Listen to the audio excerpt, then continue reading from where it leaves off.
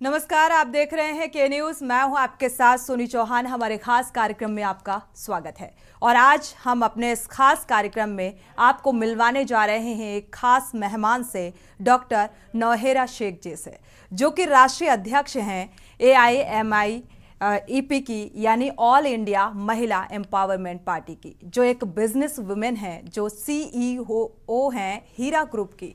आज इन्हीं से होगी खास बातचीत। उज्जैन में 12 साल की बच्ची के साथ ही खौफनाक जो वारदात सामने आई, उसको लेकर हम बातचीत करेंगे। साथ ही आपको बता दें कि महाकाल की नगरी में शर्मसार कर देने वाली जो घटना सामने आई, पुलिस ने एक ऑटो रिक्शा ड्राइवर को गिरफ्तार किया है। आरोपी भरत सोनी को जब फॉरेंसिक जांच के लिए घटनास्थल पर ले जाया गया तो उसने हिरासत से भागने की कोशिश की।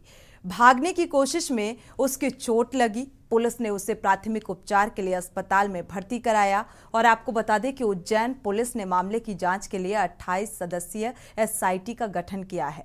पीड़िता सतना के चेतपुरा गांव की रहने वाली बताई जा रही है और 24 सितंबर को अपने स्कूल ड्रेस में घर से लापता हो गई थी। वहीं ट्रेन से उज्जैन पहुंची और कई ऑटो रिक्शा चालकों से लिफ्ट मांगी, लेकिन उसे नहीं पता था कि कहां जाना है। उसके बाद वो आरोपी भरत सोनी के ऑटो में बैठ गई, जो उसे जीवन खेड़ी ले गया। उसके साथ बलात्कार की घटना को अंजाम दिया। बलात्कार की शिकार 12 वर्षीय लड़की मदद मांगने के लिए घर घर गुहार लगाती रही, लेकिन लोगों के दिल नहीं पसीजे। पीड़िता 8 किलोमीटर तक चलने के बाद एक आश्रम के सामने बेहोश हो गई।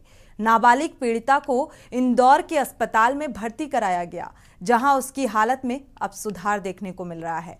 पुलिस ने कहा है कि ये अभी तक स्पष्ट नहीं है कि नाबालिग सतना छोड़कर उज्जैन क्यों आई थी। उसके पिता मानसिक रूप से अस्थिर हैं और उसकी मां पिछले कुछ वर्षों से परिवार के साथ नहीं रह रही है।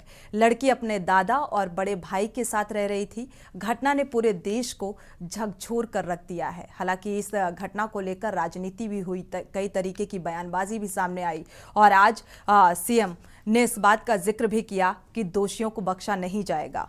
आज इसी मुद्दे को लेकर हम चर्चा करेंगे। हमारे साथ खास मेहमान जुड़ी हुई हैं डॉक्टर नौहेरा शेख जी, राष्ट्रीय अध्यक्ष हैं AIMIEP की और हीरा ग्रुप की CEO हैं। स्वागत है आपका के न्यूज़ में। और इस चर्चा में जिस तरीके से महिलाओं को लेकर अपराध चरम पर हैं और ये 12 वर्षीय बच्ची जिसके साथ दुष्कर्म की वारदात को अंजाम देता है एक ऑटो रिक्शा वाला। हालांकि अब कहा जा रहा है इस मामले की जांच पड़ताल होगी, कार्रवाई होगी और कार्रवाई हो भी रही है, लेकिन कार्रवाई प्रशासनिक स्तर पर कितनी लचर होती है और जिस तरीके से महिलाओं के प्रति अपराध सामने आ रहे हैं, क्या कहेंगी आप? जी, बस बड़ी अफसोस हुई इस बात को सुनकर और कुछ वीडियोस देखकर तो आंखों से आंसू निकल गए कि एक मासूम सी बच्ची की बात है। उस मासूम सी बच्ची का वाकया पूरे देश के बच्चियों के एजुकेशन के लिए जो है ऑब्जेक्शनेबल हो जाएगा, क्योंकि सारे देश के बच्चियों को, माओं को स्कूल्स को भेजने के लिए भी डर हो जाएगा। और खासकर से ये घटना जो है बहुत ही बड़ी बुरी घटना है और जो भी दरिंदों ने ये काम को किया है कि ये बहुत बड़ा गलत तरीका है और ये गलत चीज है, इसका हम खास कर से विरोध करते हैं। और हम ये सरकार से वहां की ये मांग करते हैं कि उन लोगों को खास कर से जो है इस तरह का पनिशमेंट दें कि देश देखता रहे। जिस तरह से उस बच्ची को देश देखता रहा, जिस तरह से उस बच्ची बगैर कपड़ों के बाहर आ गई और जिस तरह से वो बच्ची अपने खून की नाली को बहाती हुई बाहर आ गई और जो दूसरे बच्चों के लिए एक भयंकर सबब बन गई है। आज सुबह से मुझे हजारों कॉल आ गए और हमारी महिला एम्पावरमेंट पार्टी के महिलाएं कहते हैं कि अगर देश में बच्चियों के साथ इस तरह होता जाएगा तो हम बच्चियों को कैसे आगे बढ़ाएं, कैसे पढ़ाई पढ़ाएं। बच्ची जब स्कूल को जाती है तो वापस आने तक के लिए जो है हमारे दिल जो है धड़कते रहते हैं। तो और लड़कियों को खास कर से जो है इस चीज के लिए बहुत ज्यादा जो घटना हुई है वो सारे देश के दिलों को हिला देने वाली घटना है। आइंदा के दिनों में हमारे देश के प्राइम मिनिस्टर नरेंद्र मोदी जी को इसके ऊपर एक ऐसा स्टेप उठाना है कि ऐसे दरिंदों को सीधा फांसी की सजा दी जाए, और बिल्कुल दूसरा उनको जिंदा ना रखा जाए। जब उनका प्रूफ मिल जाता है, जब उनका एविडेंस मिल जाता है, तो फिर उनको बिल्कुल टाइम ना दिया जाए। ये हमारी रिक्वेस्ट रहेगी बस। बिल्कुल, महिला एम्पावरमेंट को लेकर आप हमेशा काम करती रही हैं, जिस तरीके से महिला सशक्तिकरण को बढ़ावा देना। क्या लगता है आज हमारे समाज में जो महिलाएं हैं वो सशक्त हैं, वो वाकई इतनी मजबूत हो चली हैं? क्योंकि महिला आरक्षण बिल का अगर जिक्र करें, लोकसभा राज्यसभा में पेश कर दिया गया, लेकिन एक तरफ तो स्थिति को मजबूत करने का जिक्र किया जाता है और दूसरी तरफ महिलाओं की कमजोरी का किस तरीके से हनन किया जाता है। जी देखिए, मैं यहाँ पर एक बात कहना चाहती हूँ कि इस पर ये जो गंदी चीजें होती हैं, कोई 2-3 लोग करने से हम पूरे देश को और पूरे देश के लोगों को, पूरे देश के मर्दों को, किसी पार्टी को, किसी को ही हम मुद्दा नहीं बना सकते। जहां पर जो घटना हुई है उस घटना की जगह पर, उस घटना के स्थल के ऊपर जो एक्शन नहीं लेते, उनके ऊपर एक्शन लेने का जो है हम बात कर सकते हैं, हम बता सकते हैं कि वहां जरूर से जरूर इंसाफ के लिए। मगर महिला की बात जब कही जाएगी तो महिला को हर जगह जो है उसको दबाने की कोशिश की जाती है, उसको सताने की कोशिश की जाती है। आपको भी पता है कि कभी भी ऐसा नहीं हुआ कि किसी लड़के को एक लड़की उठाकर लेकर चली गई, इस तरह की घटना हुई। मगर एक लड़की है इस तरह से जो है उसके साथ जो है घटना हुई, और एक ऑटो ड्राइवर ने जो है इस तरह से किया है उसको, और इस तरह से वो लड़की इनसिक्योर सबको 8 घंटों तक जो है 8 किलोमीटर तक पुकारती रही, बुलाती रही।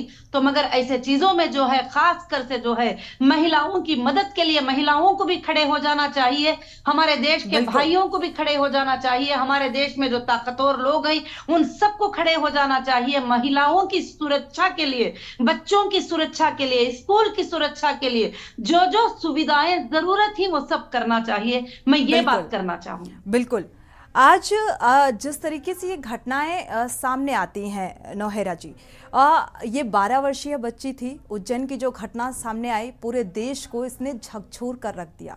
रूह को कपा देने वाली ये घटना कि 12 वर्षीय मासूम खून से लथपथ 8 किलोमीटर तक का सफर तय करती है, लेकिन वो वहां से गुजर रही होती है। और बड़ा दुर्भाग्यपूर्ण ये लगता है कि कोई भी शख्स अपने घर का दरवाजा नहीं खोलता, ये जानने की जहमत नहीं उठाता कि आखिर ये हादसा करने वाला कौन है, ये हादसा हुआ कैसे। और एक 12 वर्षीय मासूम, कोई उससे भी पूछने को तैयार नहीं। तो आज हमारा समाज कहाँ जा रहा है, और समाज में जिस तरीके से महिला अपराध बढ़ते जा रहे हैं, इस पर कैसे अंकुश लगेगा? जी बिल्कुल, उन लोगों ने गलत किया कि इंसान इसलिए पैदा होता है कि दूसरे की मदद करे। जब एक मासूम सी बच्ची पुकार रही थी, कोई भी उसकी मदद के लिए नहीं आ रहा था, मगर वीडियो तो निकाल रहे थे उसका, एक मजाक बनाने के लिए दूर दूर से मोबाइल से उसके क्लिप्स खींच रहे थे। तो मगर चाहिए था कि सब लोग बाहर आते और उस बच्ची को पूछते, उसकी मदद करते, और कौन सा मुजरिम था उसको अपने हाथों से पकड़ लेते, वहां पर जो है उसको इस तरह का सबक सिखाते कि आगे कोई इंसान जो है इसमें आगे बढ़ने की जो है कि हिम्मत ना कर सके। उस पर मैं शर्मिंदगी महसूस करती हूं, और लोगों को चाहिए कि ऐसे चीजों में आगे बढ़े, जहां भी कोई मुश्किल में हो उसके लिए जो है खास कर से साथ देने की कोशिश करे। जब इस घटना को मैंने देखा तो हमारे जो राष्ट्रीय अध्यक्ष जनरल सेक्रेटरी विजेंद्र कुमार मिश्रा जी ने ये अनाउंस किया है आज कि हम जो है देश की महिलाओं के लिए जो है एक हेल्पलाइन ओपन करेंगे, और एमईपी के तरफ से जो है महिलाओं को खास कर से एक हेल्पलाइन की सुविधा देंगे। जो भी किसी भी महिला को तकलीफ होगी वो 24 घंटे जो है उस पर कॉल कर सके, और कॉल करने के बाद डिपार्टमेंट्स को उससे कनेक्ट करेंगे हम, कि डिपार्टमेंट जो है फौरन से फौरन एक्शन ले सके। देश की किसी भी जगह से जितना हमसे पॉसिबल होगा ऐसे जगहों की मदद करना, कोशिश करना जरूरी है। मैं देश के लोगों को भी, वो जहां पे रहते थे वो लोग जो है दरवाजे नहीं खोले एक बच्ची के पुकार पे, उन सबको और पूरे देश के लोगों को कहती हूं कि कुछ नहीं होता।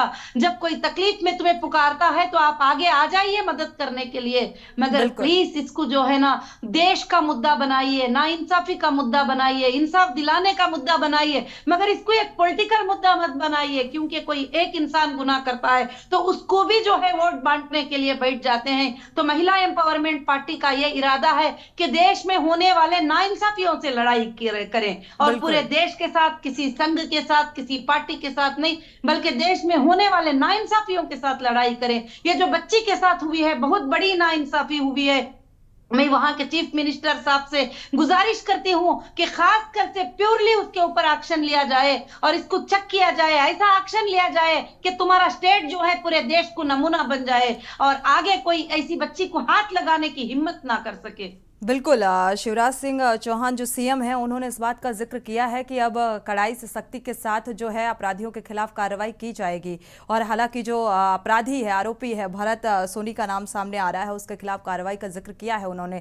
लेकिन आज भी हमारे समाज में क्या आप देख पा रहे हैं, क्योंकि आप महिला एम्पावरमेंट के लिए बहुत बेहतर काम कर रही हैं, उनकी मनोदशा को आप बहुत बेहतर तरीके से समझ पा रही होंगी।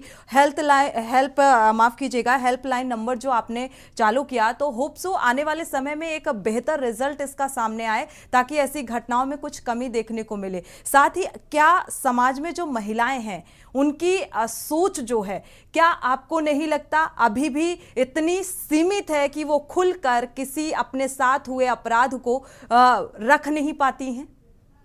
कितने बिल्कुल, बदलाव आप की बिल्कुल जरूरत सच है? कह रही है। जी। महिलाओं के अंदर यह हिम्मत आना चाहिए कि महिला बनकर वो बैठी नहीं और किसी महिला की पुकार को वो सुने और कोई भी तकलीफ में हो, उनकी बहन, उनकी बच्ची, उनकी बेटी, उसको सीने से लगाए। अगर जरूरत पड़े तो पुलिस स्टेशन को जाएं, अगर जरूरत पड़े तो कोर्ट को चले जाएं, अगर जरूरत पड़े तो लीगल फाइट करें, उसके साथ में खड़े हो जाएं। तो महिलाओं को जरूर से जरूर हिम्मत में आना चाहिए और जरूर आ रहे हैं, कई महिलाएं आ रहे हैं। उसका एक एग्जाम्पल मैं भी हूँ और मेरे साथ बिल्कुल। 700 प्लस डिस्ट्रिक्ट में हमारे महिलाएं जो है कमेटी बना चुके हैं। सुबह से उनके फोन पे फोन आ रहे थे कि मैडम जो है इस बात पे क्या करना चाहिए, कैसे हमारे बच्चे डर रहे हैं स्कूल को जाने के लिए, स्कूल में पढ़ने के लिए। हमारे बच्चियां कहते हैं कि इस तरह से हो गया, अब हम स्कूल को किस तरह से जाएं। तो जरूर देश के अंदर इसके सुरक्षा के लिए कुछ एक प्रोग्राम बनाना चाहिए, एक नई बिल पास करना चाहिए। ऐसे दरिंदों को सजा देने के लिए खास बिल जो है पार्लियामेंट में प्रोवाइड की जाए और ऐसे दरिंदों को सजा इमीडिएटली हो जाए, तो फिर कोई दरिंदा जो है इस तरह की सोच भी रखने के लिए जो है आगे नहीं बढ़ सके। बिल्कुल। कानून भी हैं, लेकिन उन कानूनों का पालन ठीक तरीके से नहीं किया जाता, इसीलिए ऐसे अपराधों को बढ़ावा मिलता है। और आप जिस तरीके से महिला एम्पावरमेंट के लिए काम कर रही हैं, एक उदाहरण है उन महिलाओं के लिए जो वाकई अपने हमारे साथ जुड़ने के लिए, ये कीमती समय देने के लिए। तो ये थी हीरा ग्रुप की सीईओ जो महिला एम्पावरमेंट के लिए न्यूज़ में मुझे इनवाइट करके ये बातों को जो है लोगों को, देश के लोगों को सुनाने का मौका देने के लिए शुक्रिया। जी शुक्रिया। महिला एम्पावरमेंट के लिए बात कर रही थी और काम करती आ रही हैं। हालांकि हेल्पलाइन नंबर का भी जिक्र किया है कि जो इस तरीके की घटनाएं सामने आ रही हैं उसके लिए एक हेल्पलाइन नंबर जारी किया जाएगा, जो कि ऐसी जो घटनाएं होती हैं उसमें कुछ मददगार साबित हो सके। इसी के साथ इस खास पेशकश में इतना ही।